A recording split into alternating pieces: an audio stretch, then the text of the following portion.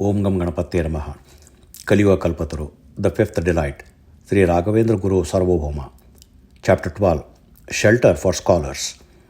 At the Vidyamata in Kumbakonam, Shri Vijayendra Tirtharu was teaching his disciples and devotees the secrets of devotion to the Lord, explaining the divine nature of Padmanabha, the origin of Chaturanana Brahma, the creator of the universe, and elaborating on the playful divine acts of Sri Narayana.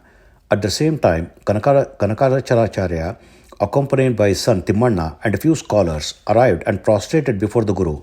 Seeing Acharya, Sri Vijayendra Tirtharu smiled warmly and said, "Welcome, dear Kanakaracharacharya. This handsome young boy must be your son Timmanna, isn't he? How much he has grown." Kanakaracharya, folding his hands respectfully, replied, "Revered Guru, it is my good fortune that you have not forgotten this humble disciple. It is remarkable that you still recognize Timmanna, whom you last saw when he was just 3 years old." With a serene demeanor, the Guru responded, "How could we forget someone like you, who is both a disciple and a beloved family member of our Guru, Acharya? Could the fall of Vijayanagar be the reason for your arrival here?" Kanakacharya, with a heavy heart, answered, "Swami, after Ali Ramaraja fell in the battle of Talikota, the Kannada Empire was shattered by the invasion of the ruthless enemies. Even now, the memories of these events sends shivers down my spine. With the fall of Vijayanagar, scholars and artists became destitute. Unable to face the chaos, I left the city with my wife's children and the scholars. After enduring immense hardship and losses, we have finally arrived here by the grace of the Divine. Now we humbly seek your refuge and blessings." Hearing Kanakacharya's words, Sri Vijayendra Tirtharu became deeply moved, and tears welled up in his eyes. Wiping them away and sighing deeply, he said, "Acharya, countless empires have vanished into the abscess of time grasps. And it is said, nothing moves without the will of the divine. It is beyond our control. Even though our Kannada Empire no longer shines with the strength and splendor of its past, I firmly believe that it will once again rise and flourish in South India. As for your concern about refuge, why does Sri Madhvacharya's Mahasamsthana exist if not for scholars like you? Until proper arrangements are made, you and your family must stay here at the Matha, comfortably. We will soon ensure that everything is well organized for everyone's welfare."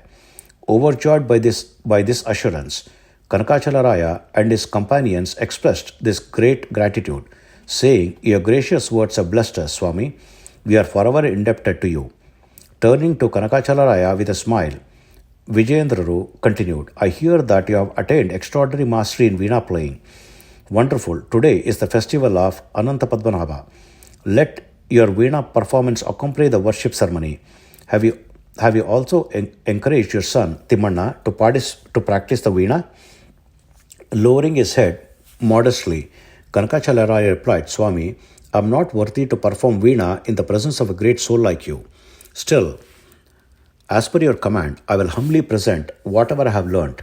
With your blessings, Timmanna has also been practicing veena diligently ever since you personally guided him during the Aksharabhyasa.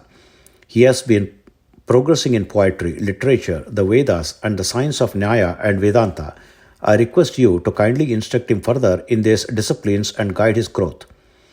Sri Vijayendra Tirtharu placed his hands on Timmanna's head, said, "Timmanna, well-being and progress are now my responsibility. Do not worry.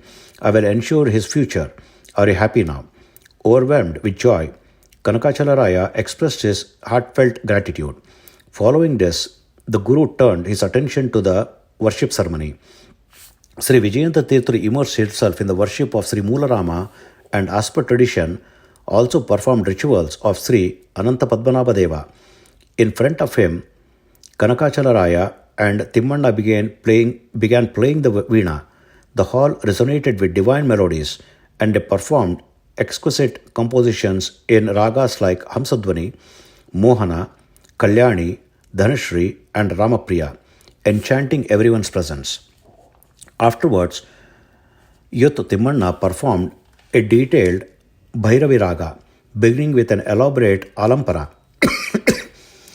The melodic waves from the veena flowed like divine river, captivating all who listened. As it transitioned into the Tana, the audience marveled at the beauty and perfection of the music. It seemed as though the deity of the raga had taken form, enchanting and enthralling everyone with each note emanating from the veena. As Timmanda began playing the Pallavi on the veena, it turned out to be a beautiful composition dedicated to Sri Vijendraru, who was engrossed in the worship of Sri Moolarama Padmanabhadeva. Hearing the piece, Sri Vijendraru smiled gently, clearly pleased. The young boy played the Pallavi with the refrain Kamananaba Moolarama Vijayendra Nutavandipe, with innovative melodic arrangements, intricate gamakas, and seamless transitions.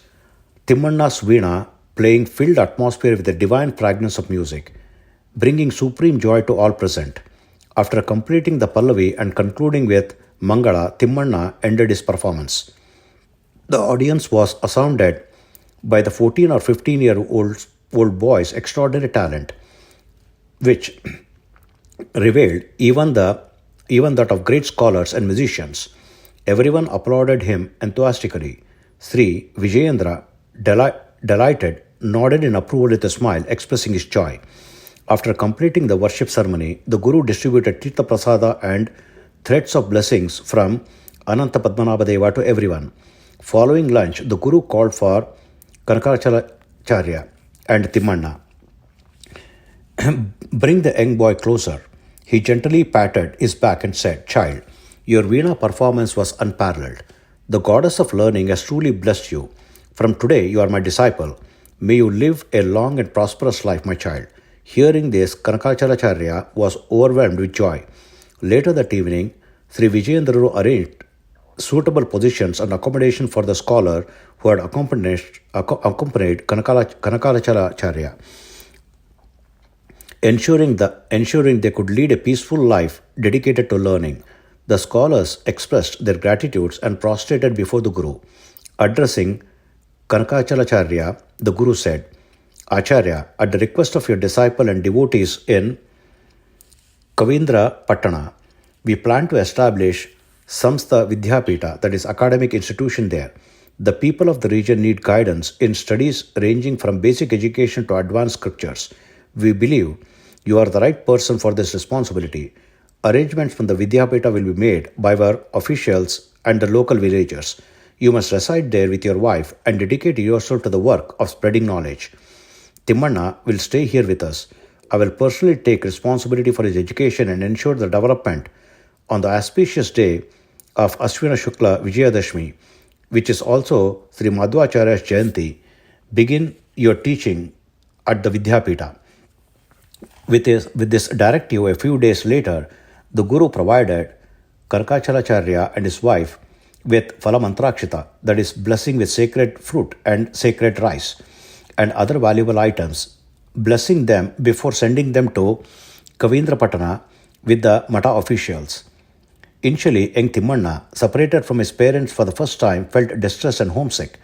However, gradually under the affectionate care, love and attention of Sri Vijayendra Tirtharu, he grew attached to the Guru.